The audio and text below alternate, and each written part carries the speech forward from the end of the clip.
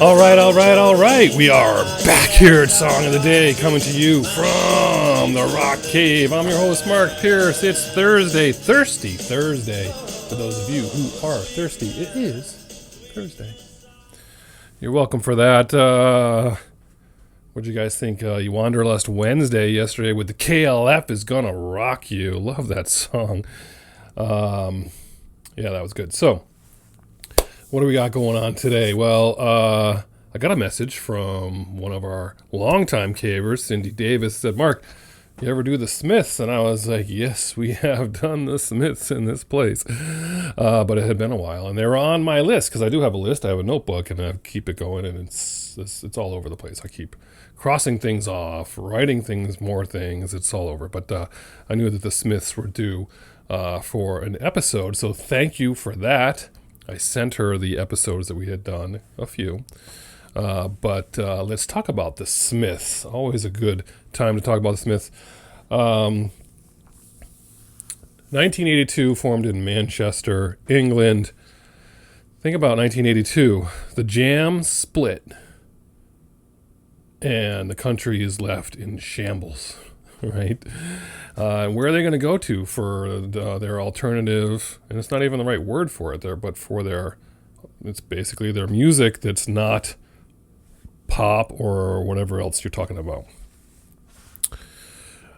So the Smiths come along, and it's Morrissey, Johnny Marr, Andy Rourke, and Mike Joyce. And they put out their first record perfectly in 1984, their debut self-titled album. And it's anti-synth, post-punk music. And 84, we're right in the middle of synthesizers and everything, right? And they're huge in England right off the bat. So how come not in the United States, right? That's what I gotta say is what happened. Why weren't they able to break through over here? I don't know the answer to that, really. But here's what I do know. And it involves just talking about how old we all are. But it was really hard to get music in the early, mid-'80s that was not mainstream music. It was really hard. First of all, I wouldn't have heard the Smiths anywhere. I was in Connecticut, small town in Connecticut. Where would I have ever heard the Smiths? Nowhere. They didn't have cable TV when I moved there. I had cable TV in 1982 and 83 in New Hampshire, college town. But I don't think they were playing the Smiths. Was Martha Quinn playing the Smiths? No, I don't think so. You had to go to college town. I was in a college town, but you'd have to go to a college record store. You'd really have to listen to college radio. That's what you would have to do to hear that. But even if you heard it, how would you get it? You hear it on the radio. You stay up late, and you got to wait for music you like with your cassette recorder and press those two buttons, maybe catch some of the song you wanted. Or just leave it on. I would just leave it on some shows. That's how I heard The Message for the first time, Grandmaster Flash. I just left a 90-minute tape on college radio at night, and I would play it the next day, commercials and all. But you weren't going to see the Smiths anywhere. You weren't going to hear it. You weren't going to be able to get it. You had to know someone who was playing it, which is how I heard REM so early, because a college student at Tufts played them, their EP. That's how I figured that out. And yeah, it sounds like I'm, talking about the kids like, we were so old. But yeah, try it. Records are back. Albums are back. But how do you explain this to someone, right? Explain that. Buying your individual song, stacking them up, playing them one at a time. Try that. Anyway, I digress as always. But so anyway, the first album, self-titled, top 5 UK album charts. Great.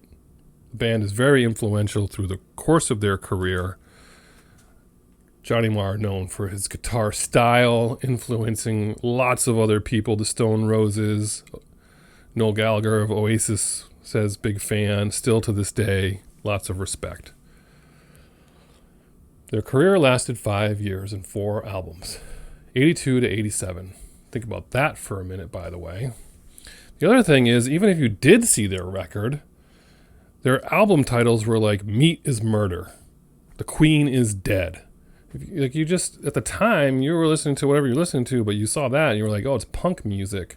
I'm like, I don't think I'm going to like, I don't know if I'm going to like that. Meat is Murder. I don't know. I always assumed it was a lot harder music than it actually really was, but I'd have to buy it to hear it.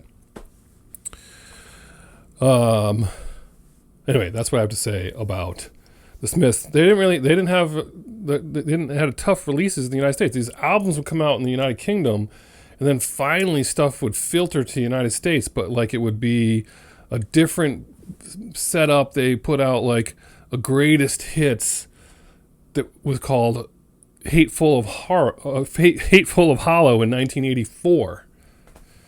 It was a compilation of BBC studio recordings of their songs and 2 singles and B-sides.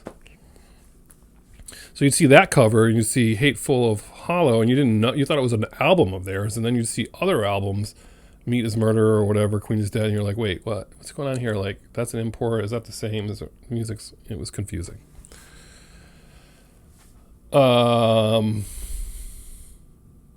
Anyway, How Soon Is Now? That's what we've done for Song of the Day. That was a B-side. A B-side, people.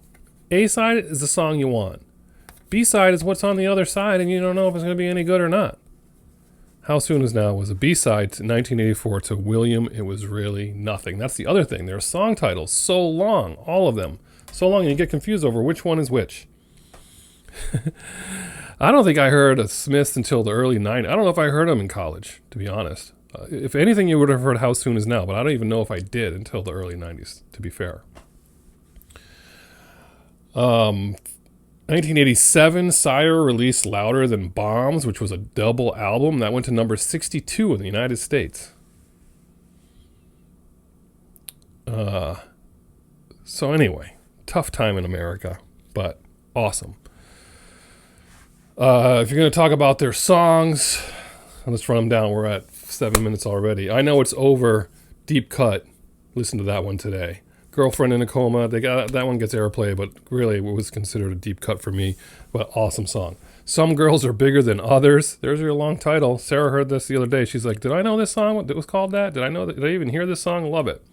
Big Mouth Strikes Again. Awesome song. Shoplifters of the World Unite.